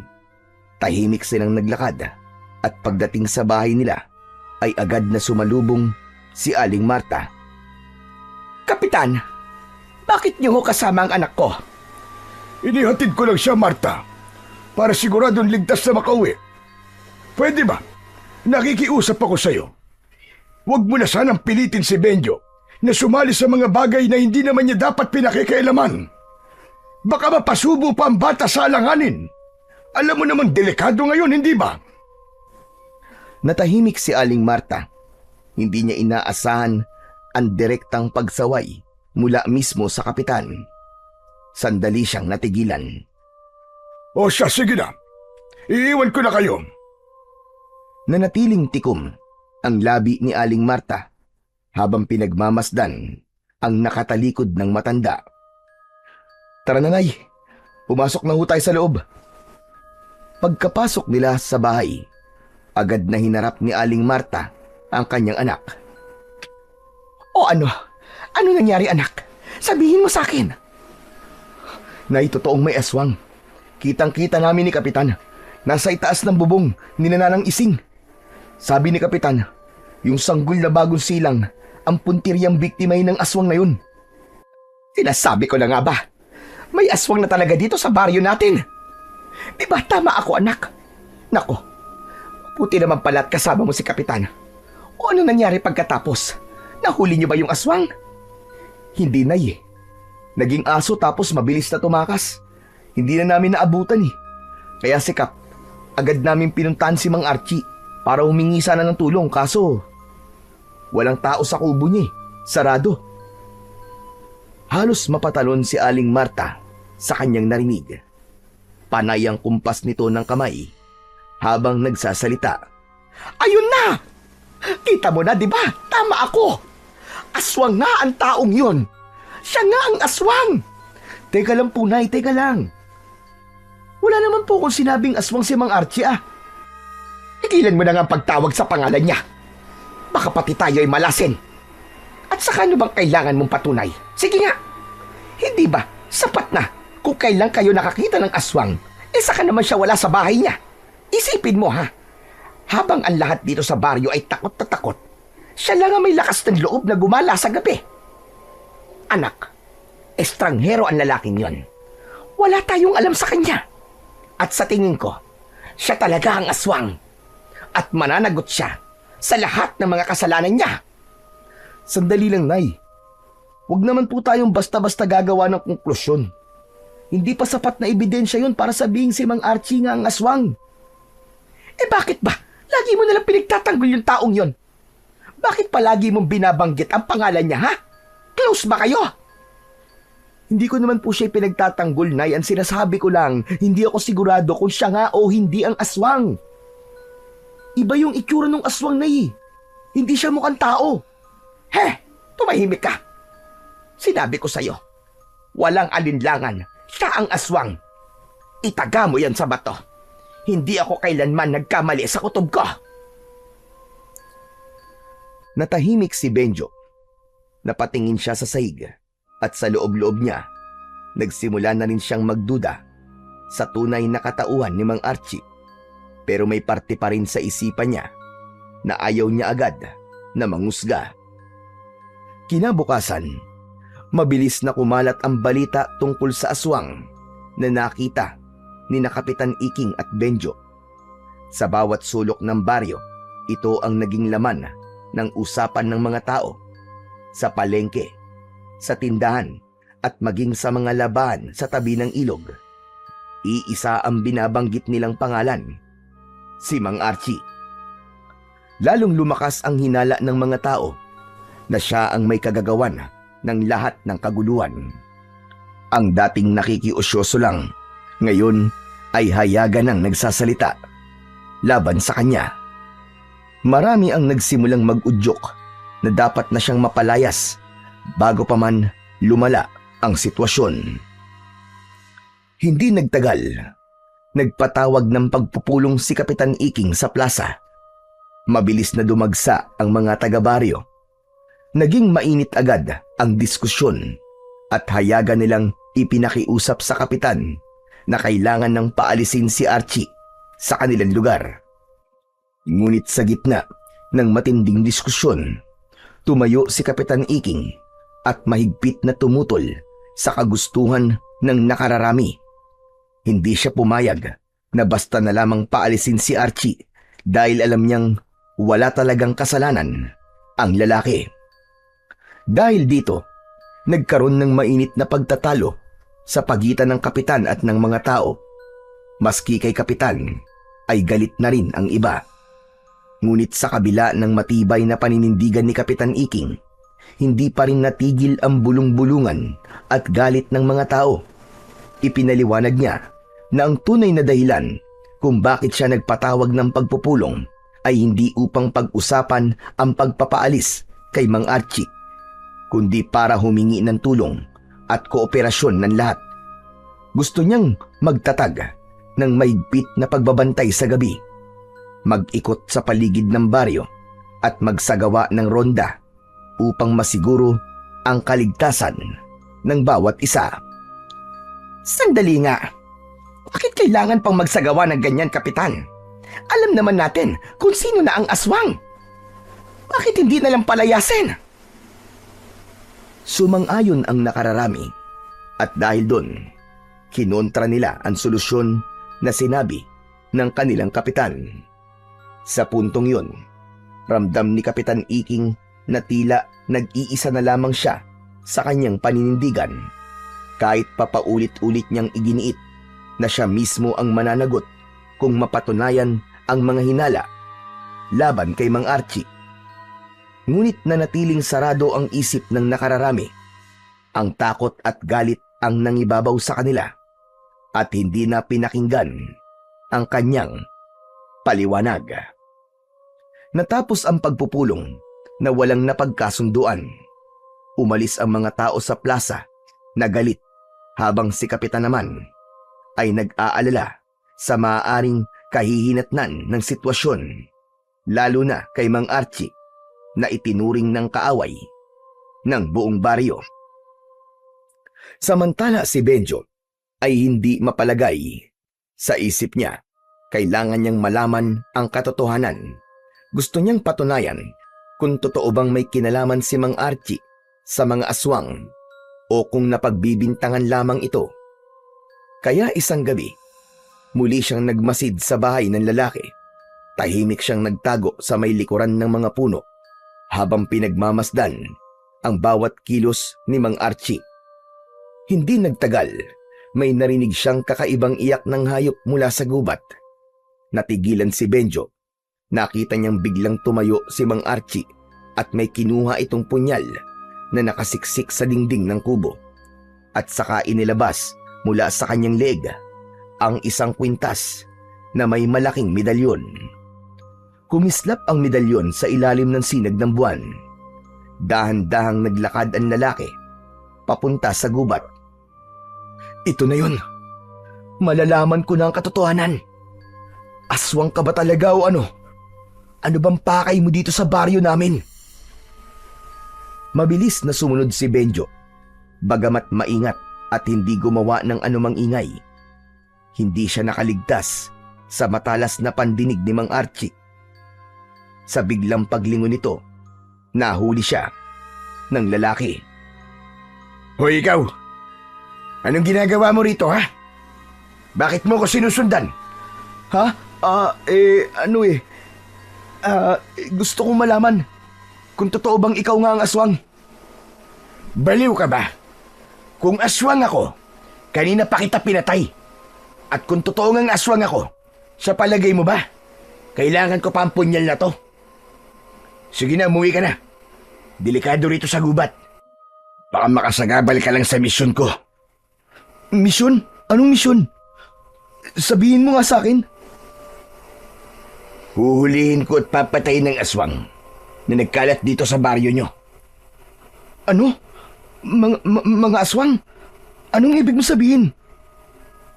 Hindi lang isa. Hindi lang dalawang aswang na narito. Isang grupo sila. Mga halimo na dapat mapuksa bago pa sila makapatay ng tao. Yun ang misyon ko. At yan ang rason kung bakit ako bumalik dito sa baryo.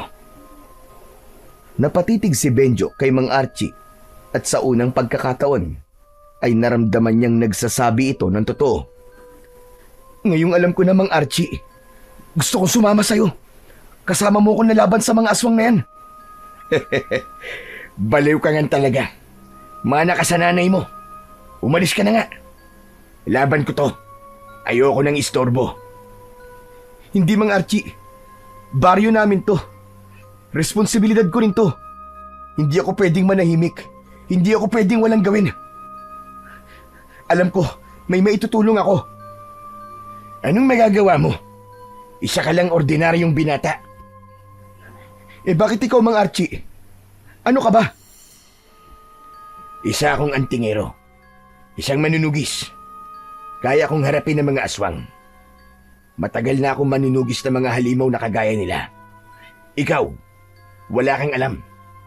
Hindi mo batid kung gaano sila kalakas at kadelikado. Basta, kahit ano sabihin mo, sasama ako. Tutulungan kita. Hindi pa natatapos ang kanilang pagtatalo ay bigla silang natigilan nang biglang may lumitaw sa itaas ng puno. Isang nilalang na may malaking pakpak na para bang sa paniki. Mapupula ang mga mata nito at may buhok na magulo.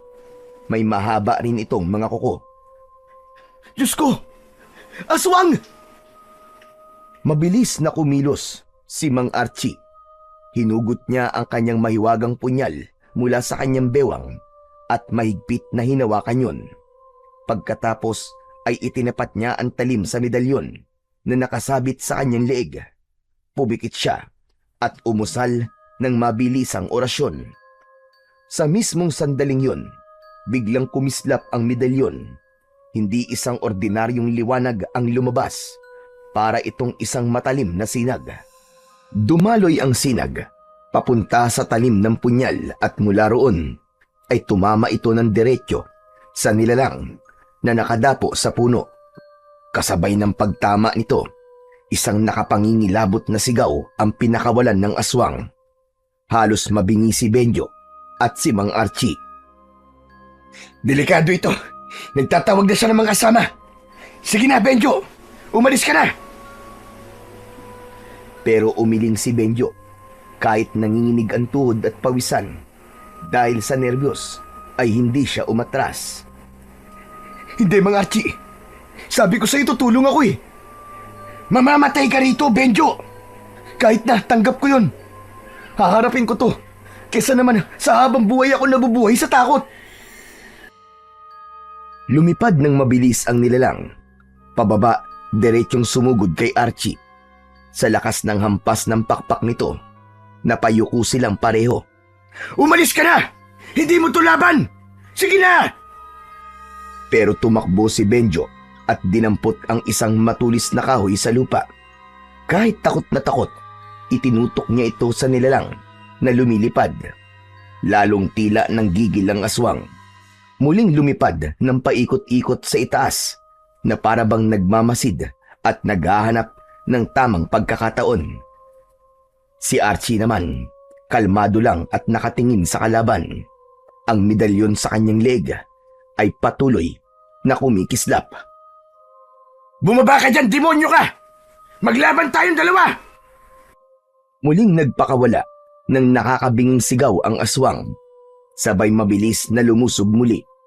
Sa pagkakataong yun, magkasabay na kumilos si Mang Archie at si Benjo. Unang tumama ang hawak na matulis na kahoy ni Benjo. Nasaksak niya ang aswang sa dibdib. Agad na bumulwak ang itim na dugo mula sa sugat at sa bibig ng aswang. Nanlisik ang mga mata nito at pilit pa ring umungol. Subalit, unti-unti itong nanghina. At bago pa tuluyang bumagsak, pumaling ang ulo ng nilalang at bumuka ang bibig nito na parang gustong sumigaw, ngunit puro impit na ungol na lamang ang lumalabas. Sa huli, bumulagta itong nakatihaya. Agad na lumapit si Mang Archie sa halimaw at sinaksak pa ang aswang sa dibdib nito, direkta sa puso. Isang apoy ang biglang lumitaw sa katawan ng kalaban at sinunog siya nito hanggang sa tuluyang naging abo. Teka, Mang Archie. Paano mo yung ginawa? Paano mo nasunog ang aswang? Dahil yun sa medalyon ko. Ito ang tinatawag na medalyon ng San Miguel Arcangel. Ang galing. Pero hindi ba mas magaling ako? Kasi napatay ko ang aswang na yan, maski wala akong ganyan. Sabi ko naman sa'yo kaya kong lumaban. Makakatulong ako. Huwag kang masyadong magmalaki. Hindi pa tapos ang laban. Kung ako sa'yo, umuwi ka na. At huwag ka nang makisali pa.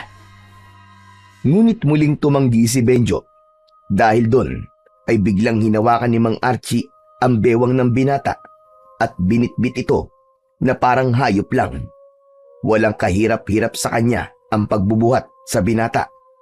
Mabilis din ang kilos nito at ilang sandali ay nakarating na sila sa bahay ni na Benjo. Ano ba? Bitiwan mo ako! Ano ba? Mang Archie naman Nakakalula ang ginagawa mo Sa lakas ng kanyang sigaw, biglang lumabas si Aling Marta. Napasinghap siya nang makita si Mang Archie na bitbit ang anak niya. Agad siyang kumuha ng pamalo at sinugod ang lalaki. Hayop kang aswang ka! Bitiwan mo ang anak ko! Mga kapitbahay! Mga kapitbahay, may aswang! Tulungan niyo kami! Sunod-sunod ang ginawa niyang pagpalo kay Mang Archie habang pinagmumumura ito. Nagsilabasan ang mga tao, dala-dala ang kanilang mga sandata, palakol 2x2 at kahit mga matatalas na itak. Hindi agad nakakilos si Mang Archie dahil sa bilis ng pangyayari. Napilitan siyang bitiwan si Benjo na bumagsak sa lupa. Nang makita ng mga tao, sabay nilang pinagtulungang paluin si Mang Archie. May isa pang biglang sumaksak sa kanyang likod. Pero laking gulat ng lahat nang hindi man lang ito tinablan. Tama na! Ano ba? Tigilan nyo na yan! Tama na! Mali kayo ng hinala! Hindi siyang kalaban natin!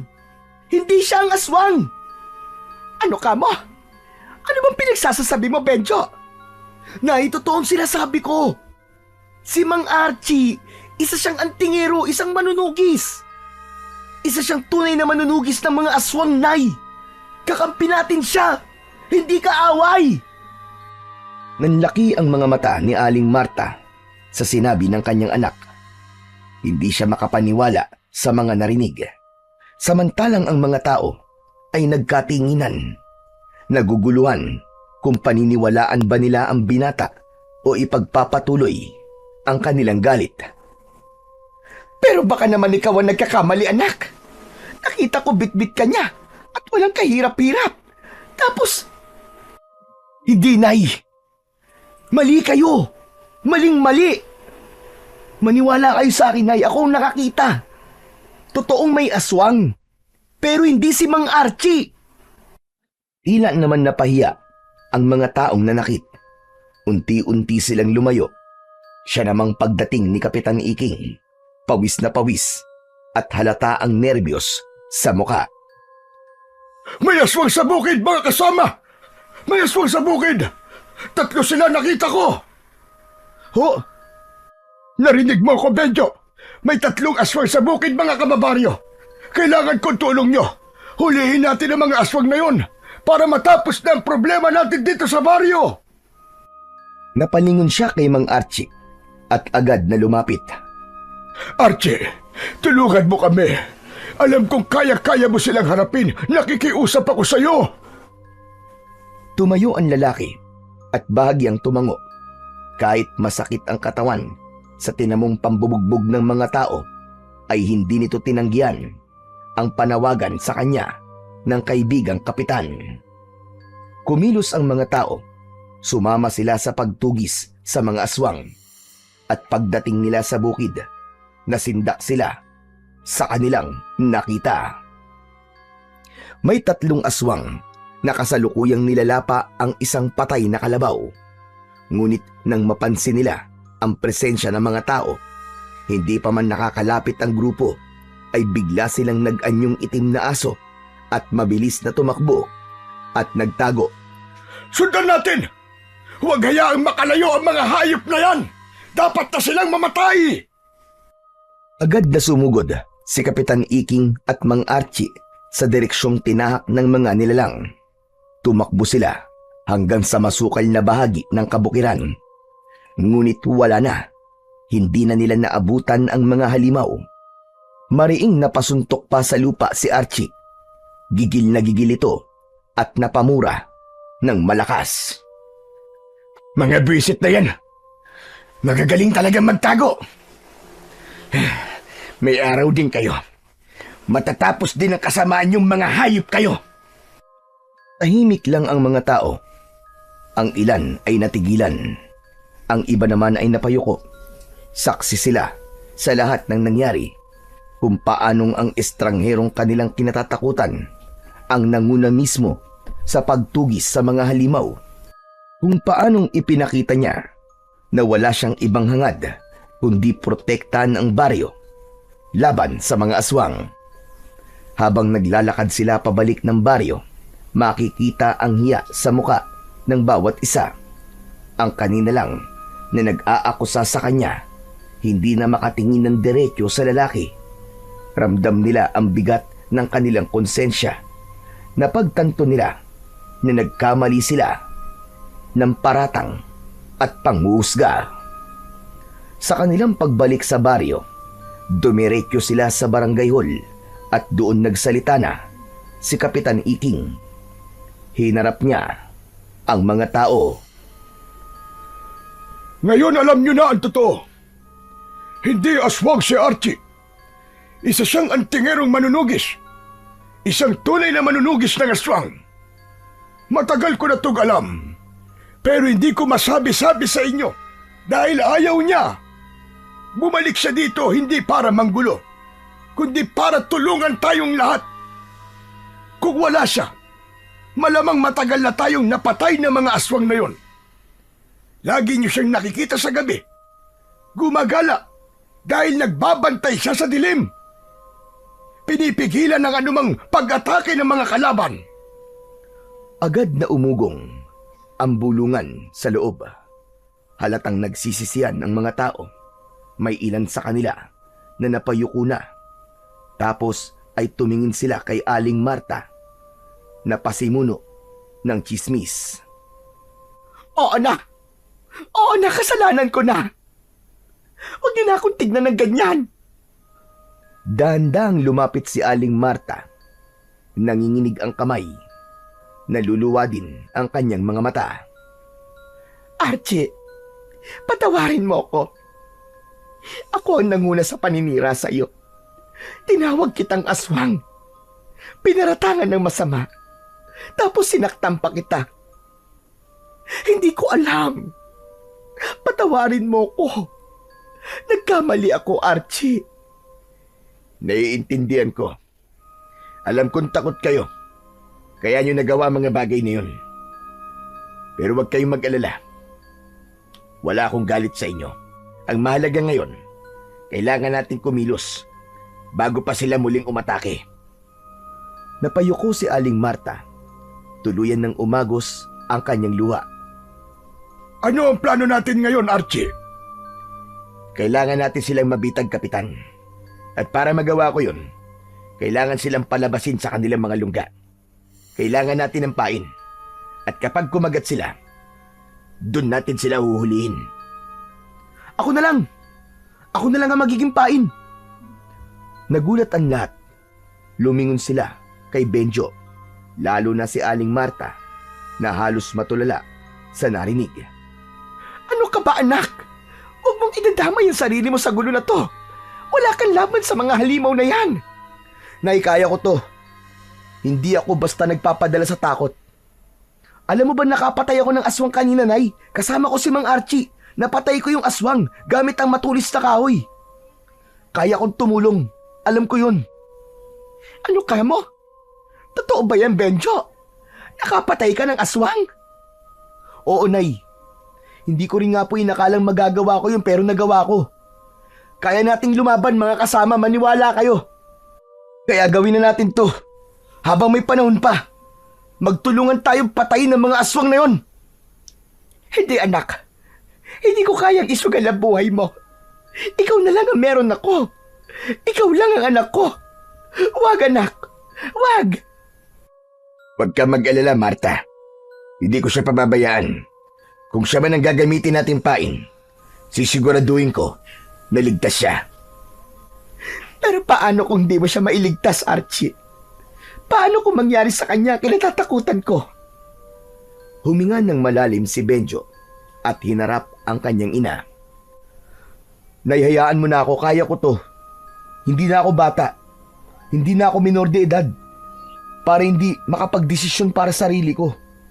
Ito ang gusto kong gawin, Nay. Hindi lang para sa akin, kundi para sa baryo natin. Kung hindi tayo kikilos ngayon, mas marami pang peperwisyoin ng mga aswang na yun. Hindi tayo matatahimik. Umiyak si Aling Marta at napaupo habang hawak ang dibdib. Anak! Anak, wag naman! Lumapit si Benjo at niyakap ang kanyang ina. Nay, magtiwala kayo sa akin, gagawin ko to. Hindi lang dahil anak mo ko, kundi dahil parte ako ng baryong to. Sa huli, wala nang nasabi si Aling Marta. Ang mga tao'y nanahimik. Ramdam ang bigat ng desisyon ni Benjo. Isa itong sakripisyo na hindi basta-basta. Ngunit sa kanyang tapang, unti-unti nilang nakita ang pag-asa na maaaring matapos na ang pananalasa ng mga aswang. Lumipas ang ilang araw, ang baryo ay bumuo ng konkretong plano kung paano nila mahuhuli ang mga aswang. Gaya na napagkasunduan, si Benjo ang magsisilbing pain. Bagamat mabigat para sa kanyang ina ito, yun lang ang nakikita nilang paraan para mapilitang lumabas ang mga halimaw mula sa kanilang pinagtataguan. Dumating ang pinakahinihintay nilang gabi. Si Kapitan Iking ay may dalang itak. Ang mga kasama nilang mga kababaryo ay may dalang mga sibat, buntot pagi, itak at iba pang mga sandata. Ang ilan ay may dalang krus, asin, bawang na nakasabit sa leeg. Hawak naman ni Archie ang kanyang sagradong punyal at nakasabit pa rin sa kanyang leeg ang kanyang medalyon. Tumungo na sila sa gubat. Si Benjo ang pumuesto sa gitna ng mga nagtataasang puno at ang iba nagtago sa likod ng matataas na damo. Kinakabahan si Benjo. Ramdam niya ang mabilis na tibok ng kanyang puso, pero pinipilit niyang maging matatag. Sa isip niya, hindi na siya pwedeng umatras. Inihanda na lamang niya ang kanyang sarili. Tahimik ang paligid nung una, ngunit makalipas ang ilang minuto, nagsimula ng mag-iba ang simoy ng hangin. May kakaibang amoy, mapanghi, mabaho, at parabang amoy ng nabubulok na karne. Sunod nilang narinig ang mga kakaibang kaluskos sa paligid, mga yabag na papalapit at mga ungol na parabang galing sa ilalim ng lupa. Napalunok si Benjo. Pinagpapawisan na siya ng malapot. Maya-maya pa ay nagsimula ng umalingaw-ngaw ang alulong ng mga aswang. Malakas at talagang nakapangingilabot. Ilang sandali mula sa kung saan ay biglang lumabas ang 3 aswang. Dahan-dahan silang lumapit kay Benjo, ngunit bago pa man sila tuluyang makalapit, agad nang pumagitna si Mang Archie. Hawak nito ang punyal at mabilis na itinapat ito sa medalyon at umusal ng orasyon. Agad itong lumiwanag at ang sinag ng medalyon ay tumama sa talim ng punyal. Gumawa ito ng liwanag na mula sa refleksyon ng medalyon at ng punyal. Tumama ito sa isang aswang. Nagsisisigaw ang halimaw. Hawak ang sarili nitong dibdib. Ilang sandali lang yun. Tapos ay natunaw na ito at naging abo. Nagngit-ngit ang 2 halimaw na natira. Ang isa ay naging 100 buhalang aso. Umalulong ng napakalakas at ang isa naman ay nagkaroon ng malapad na pakpak. Ngunit bago pa ito makalipad, isang tali ang agad na sumilo sa aswang at sa kabilang dulo ng tali, naroon ang kapitan. At sa isang mabilis na paglusob, lumitaw ang mga tao sa paligid at agad na sinugod ang mga aswang. Sumirit ang dugo kasunod ng matinding sigaw. At gaya ng una, ilang sandali lang, natunaw ang mga ito at naging abo. Tahimik ang sumunod na sandali. Tanging hingal at pagod ng mga tao ang naririnig. Wala na ba? Tapos na ba? Hindi ko alam, Benjo. Pero malalaman natin mamaya kung tapos na ba talaga. Pero may gusto lang sana akong sabihin. Walang Joe. Napahanga mo ako ha. Matapang ka. Magaling, Benjo. Pabalik na sana sila sa baryo, pero bigla silang tumigil nang may marinig na malakas na alulong mula sa di kalayuan. Sandali lang. Magsipaganda kayo mga kasama. May paparating pang ibang kalaban. Mula sa dilim ay lumitaw ang isang napakalaking nilalang. Higit itong mas mataas at mas matipuno kaysa sa mga nauna nilang nakalaban. Ang balat nito ay kulay abo. Mahaba ang kuko na tila bakal sa tigas. Kasunod nito, ang 4 niyang alagad. Mga hangal, pinatay niyo ang aking mga alagad. Ngayon, pagbabayaran niyo ng buhay niyo ang inyong ginawa. Ang tigas naman ang mukha mo. Eh di ba kayo naman ang nauna? Pinapatay niyo ang kabuhayan ng mga tao sa baryo namin. Pinapatay niyo mga hayop namin. Tapos kami pa magbabayad. Naningil lang kami dahil yun ang dapat. At ano ang sisigilin mo, tanda? Kami ang mas nakatataas sa inyo. Wala kayong karapatan na adlangan ang lahi namin. At kayo, pagkain lang namin kayo. Ama ng kayabangan mong hayop ka. Matagal na kitang hinahanap. At ngayon nagpakita ka na. Sisiguraduhin ko na ito na ang magiging katapusan mo. Katapusan ko. Hangal, hindi porket may medalyon ka, ay magyayabang ka na sa harapan ko. Hindi mo alam ang tunay kong lakas at kapangyarihan. Tumigil ka! Hindi kami natatakot sa inyo! Lahat ng ginawa niyo sa baryo namin, pagbabayaran niyo! Pinatay niyo ang baboy namin! Kailangan niyo magbayad! Matapang ka bata ka. Pwes, kung kamatayan ang hiling nyo, ibibigay ko sa inyo ang inyong kahilingan. Napaatras ng konti ang mga tao dahil sa banta ng pinuno ng mga aswang. Ngunit pumagitna na sa kanila ang kanilang kapitan. Mga kababaryo, huwag kayong matakot. Huwag kayong panghinaan ng loob. Tandaan nyo, nasa panig natin ang kabutihan. At ang kabutihan kailanman hindi nagagapi ng anumang uri ng kasamaan. Hangal, ang dami mo sinasabi. Muling umalingaw-ngaw ang malakas na alulong ng pinuno ng mga aswang at kasabay noon ay sumugod ang kanyang mga alagad. Agad na kumilos ang mga tao.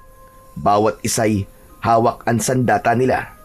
Sabay-sabay na sumigaw para palakasin ang loob ng bawat isa. Sumugod ang isang asong aswang kay Benjo. Mabilis na pinulot ni Benjo ang kanyang sibat at sinalubong ang halimaw. Mabilis na naisaksak niya ito sa tagiliran ng aswang. Si Kapitan Iking naman ay nakorner ang isang aswang at gigil na pinagtatataga ito hanggang sa mamatay. At ang may pakpak na aswang naman ay lumipad sa itaas at sinugod si Mang Archie. Ngunit bago pa siya nito masaktan, biglang umilaw ang medalyon at nabulag nito ang mata ng kalaban. Dahilan para ito ay magpaikot-ikot sa itaas hanggang sa tuluyang bumagsak. Nangisay bago tuluyang natunaw. Nang makita ng pinuno ang pagkatalo ng kanyang mga alagad, umalulong ito ng napakalakas.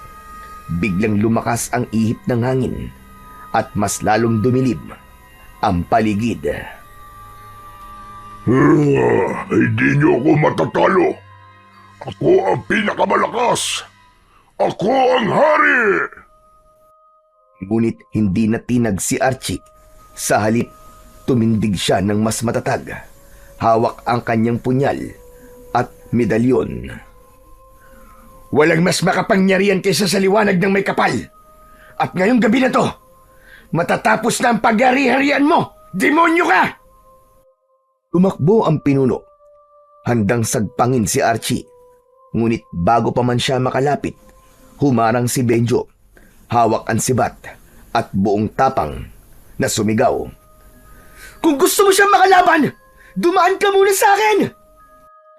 Nanlaki ang mga mata ni Archie. Benjo! Umatras ka! Huwag! Ngunit huli na.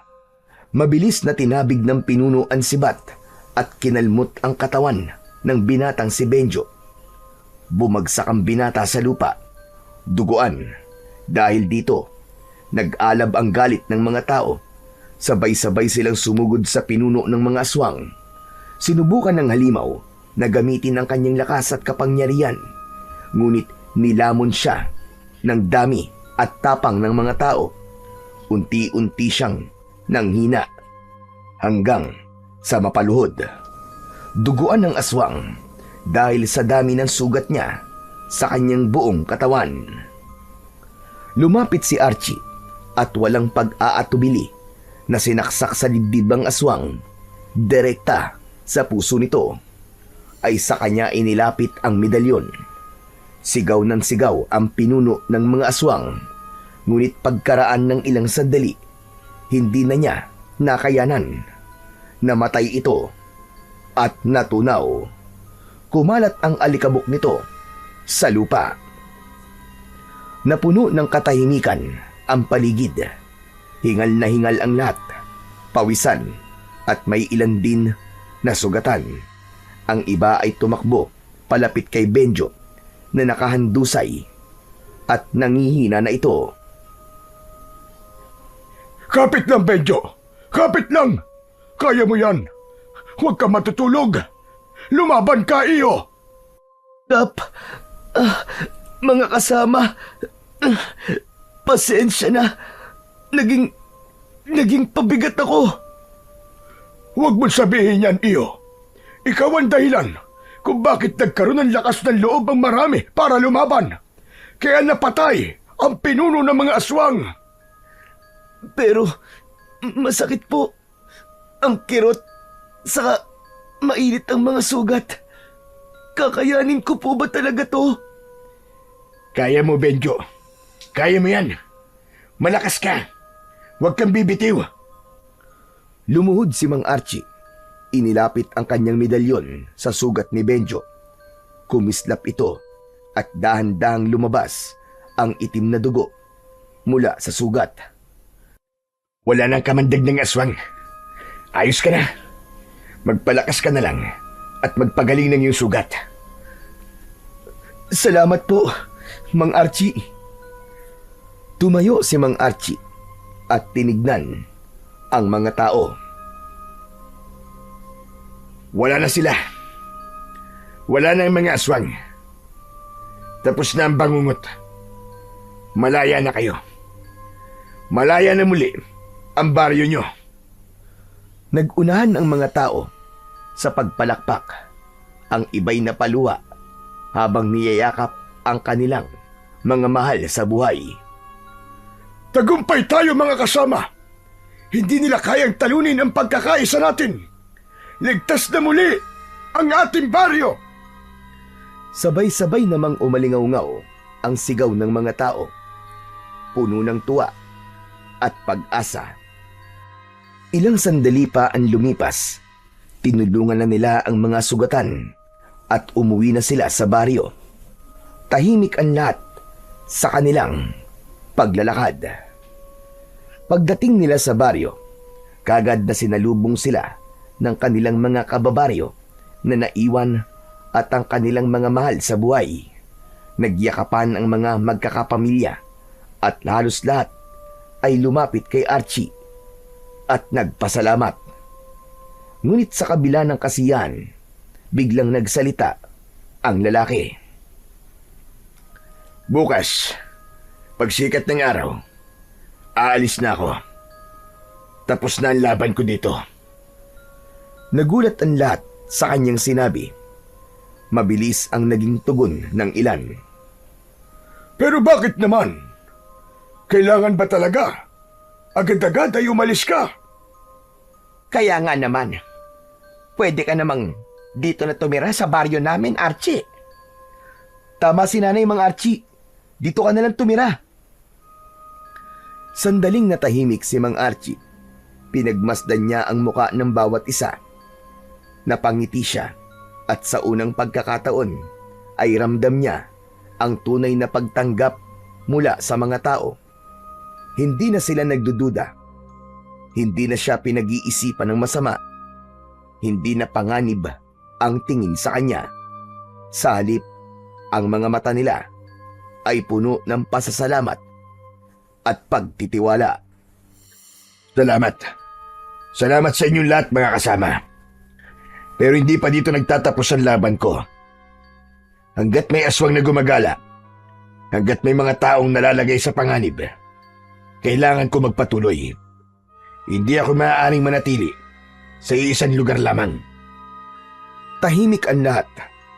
Mabigat ang kanilang dibdib sa naging desisyon ng lalaki. Pero tinanggap nila yon. Masumanga sila sa angking dedikasyon nito sa kanyang mga gawain. Ang dating estranghero na kanilang kinatatakutan at gustong itaboy. Ngayon sa mga mata nila, isa na itong bayani at tunay na tagapagtanggol. Lumapit si Archie at niyakap ng maigpit si Kapitan Iking. Kapitan Iking, maraming salamat po sa lahat. Sana, ipagpatuloy mo ang maganda mong pamumuno sa baryo na to. Gabayan mo silang lahat. Oo, Archie. Gagawin ko yun. Maraming salamat din sa lahat ng tulong mo. Hindi ka namin makakalimutan. Pagkatapos, nilapitan niya si Benjo. Inabot niya rito ang isang maliit na agimat na nakatali sa pulang sinulid. Teka, ano po ito, Mang Archie? Ang bagay na yan ay isang agimat, Benjo. Sa'yo na yan, dahil napahanga mo ko sa angkin mong katapangan. Ito ang tanda ng paghanga at tiwala ko sa'yo. Magagamit mo ang bagay na to sa pagtatanggol mo dito sa baryo nyo. Hindi ko alam kung magkikita pa tayo ulit. Pero sana nga, muli ko kayong makasama. Kayong lahat. Napangiti ang binata habang hawak ang agimat na ibinigay sa kanya ni Mang Archie. Itinapat niya yon sa kanyang dibdib. Salamat po. Promise, hindi ko kayo bibiguin, Mang Archie. Gagamitin ko po to para protektahan silang lahat. Magaling. Maging matatag kayo. Ang lakas nyo ay nasa pagkakaisa. Huwag kayong matakot. At higit sa lahat, alalahanin nyo. Hindi lahat ng nilalang na mukhang kaaway ay kaaway nga. Sana matuto na kayo na huwag agad manguhusga ng iba. Nangako ang mga tao na susundin nila ang lahat ng habilin ni Mang Archie. At mula noon, naging inspirasyon si Mang Archie sa buong baryo. Madalas ikwento ng matatanda sa mga bata ang kanyang ginawa, kung paano niya hinarap ang panganib na walang pag-aalinlangan at kung paano niya itinuro sa kanila na ang tunay na lakas nila ay ang kanilang pagkakaisa. Nagkaroon ng pagbabago sa kanilang pamumuhay. Ang mga kabataan ay natutong magtulungan at ang mga matatanda naman naging mas bukas sa pakikinig at pag-unawa. Hindi na sila mabilis na mangusga ng kapwa. Bagkus ay natuto silang tumingin ng mas malalim sa likod ng bawat anyo at pagkatao ng mga taong nakikilala nila. Sa paglipas ng mga araw at taon, may mga umaasa pa rin na muling babalik si Mang Archie. Ang lalaking naging alamat, isang gabay na patuloy na nagbibigay ng lakas at pag-asa sa bawat puso ng mga taga-baryo na kahit wala siya sa kanilang piling, ang kanyang alaala ay mananatiling buhay kailanman.